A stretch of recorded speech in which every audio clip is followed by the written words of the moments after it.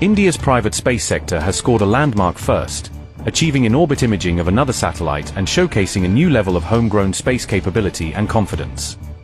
Ahmedabad-based Azista Industries Private Limited led this breakthrough through its aerospace arm, positioning itself as a serious new player in high-end space technology. The feat, sometimes described as in-orbit snooping, directly boosts space situational awareness by allowing operators to visually monitor other objects in orbit. Azista used its relatively small 80-kilogram Earth observation satellite AFR to carry out the demonstration, proving that sophisticated capabilities can ride on compact platforms. The chosen target was the International Space Station, one of the largest and most easily trackable structures in orbit, making it ideal for a first public test. Using AFR, Azista successfully captured images of the ISS on the 3rd of February, confirming that its tracking and imaging chain worked end-to-end in real operational conditions.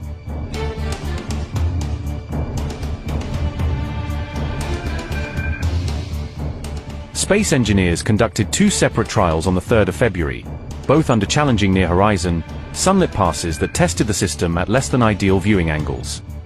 In the first run, AFR tracked the ISS at a distance of about 300 kilometers, while the second pass brought the range down to roughly 245 kilometers.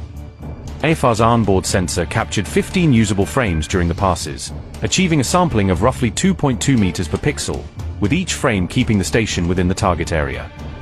This 2.2-meter sampling is more than adequate for large orbital targets like the ISS, allowing engineers to resolve structure and orientation rather than just a bright dot.